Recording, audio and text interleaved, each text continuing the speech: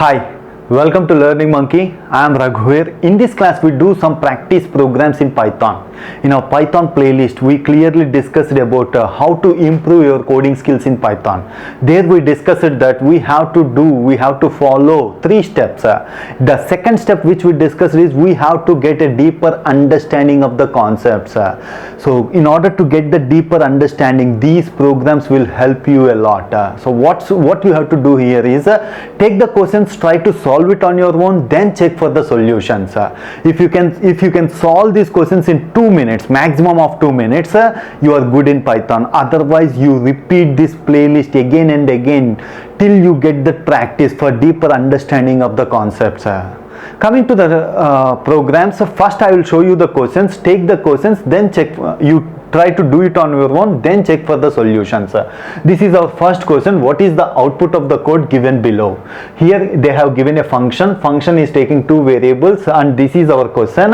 This is a recursive functions. The concepts of recursive function, how it will execute, is already explained in our Python playlist. So this is our first question. What's the output for this? That is what you have to identify. So take the second question. For the second question,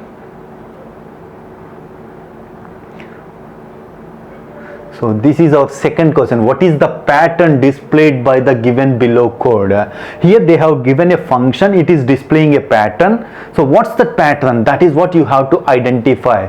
Different patterns are explained in our logic building playlist. There we have explained in C language. Our suggestion is to try to solve all those patterns using Python language, because you will get many of the problems on patterns in placement exams. So that you not only for placement exam, you will improve your coding skills, your logic skills, and how to use the loops. All those things will be improved by using these patterns examples.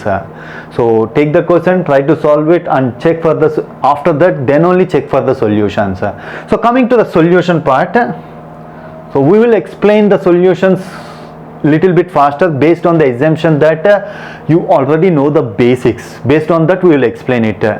Okay, coming to this, this is the function given, and this function is called print function of 20 comma 1. Means the first time the function has called with the values of 20 comma 1. So 20 is assigned to variable 1 is assigned to variable 2.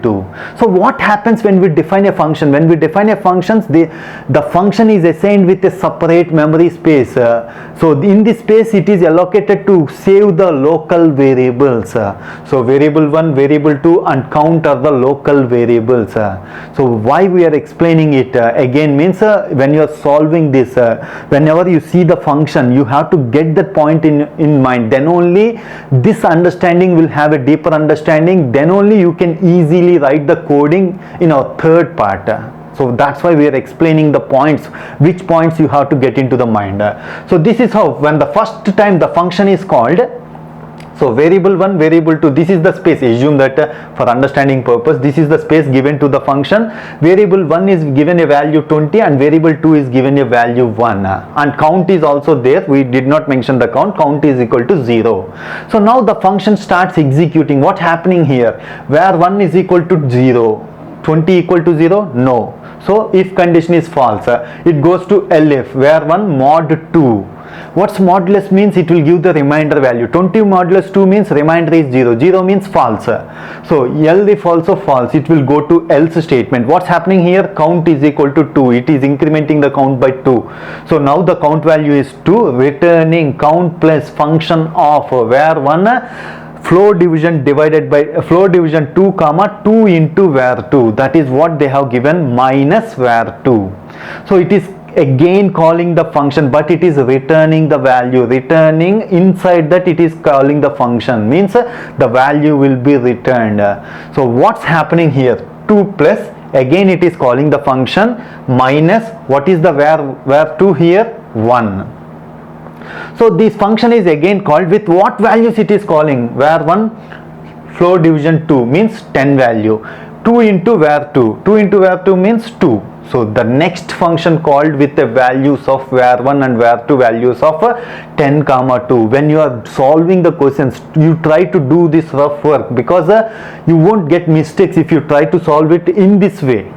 otherwise you will get mistakes. You can't do it in 2 minutes. Definitely will get mistakes, because we can't do that so many calculations in without the pen and paper. Okay, you try to solve it, and on the rough work you try to do in this way, then it will be easy, and easily without mistakes you can solve the placement exams. And 10,2, so this function is called with the 10,2. Again it is checking the conditions, where 1 is equal to 0, no. So else if where 1 modulus 2, 10 mod 2 means 0, 0 means false, it is going to else condition. Count is equal to 2 means returning 2 plus function of, again calling the function minus where 2 plus f of minus 2. What is where 2 here? 2, that's why it is minus 2. So this is how it will call. Again it's called the function with the values 5, 4. 10/2 means 5, comma 2 into 2 means 4, 5, 4. That is what it is calling the function, where 1 floor division 2, 2 into where 2. So 5, 4. So again it is executing the function with if where 1 is equal to 0, no. Elif where 1 mod 2 is equal to 1, 1 means yes. So it is going inside the function, inside the if statement, returning count plus function of where 1/2, 2 into where 2 plus where 2. That is what given in the function. So 0 plus, here the count is 0 plus f of plus 4. So this f of will be called with the values 2, 8. Again we are not explaining why we got 2, 8. So we explained for 3 functions, it is going on like that, 2, 8. So 2, it will go into the else part. Again it is calling 2 plus f of minus 8. This function is called with values 1, 16. This is going into the second elif part, so 0 plus f of plus 16.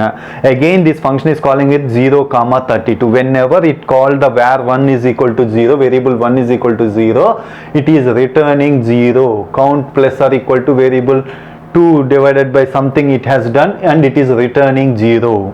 So this function is returning 0. This value is placed here, 0 plus 0 plus 16.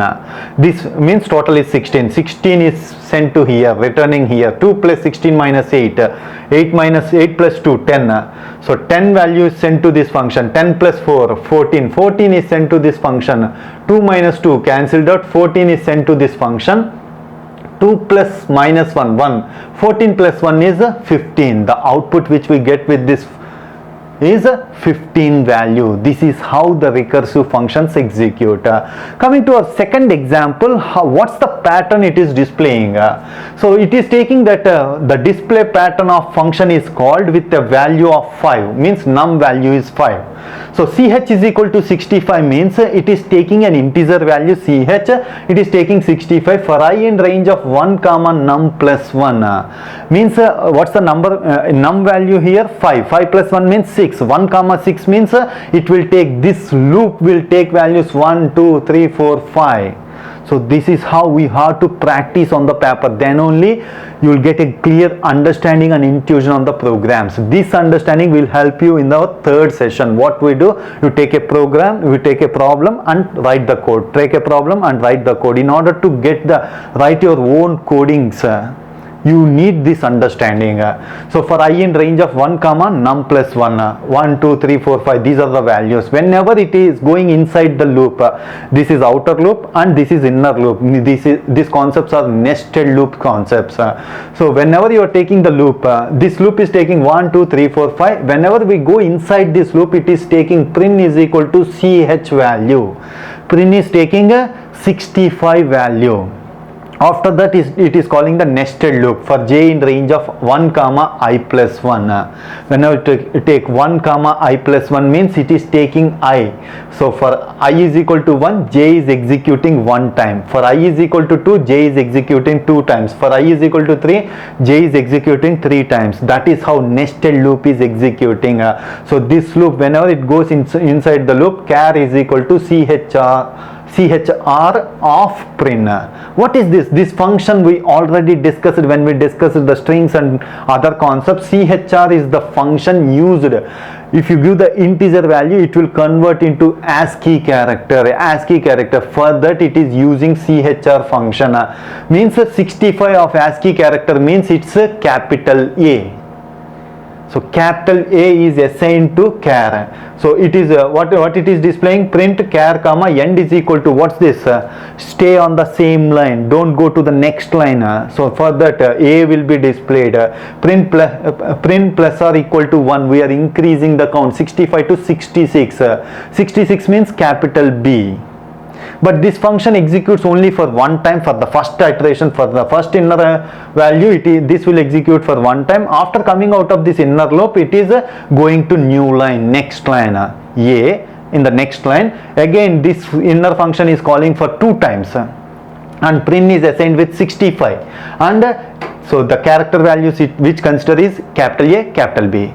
Again for the next time inner loop, it will execute for 3 times. The inner loop will execute for 3 times.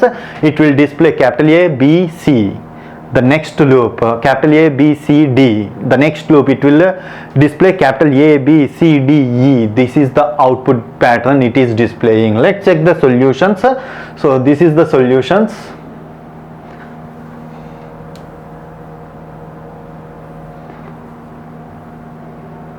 See here.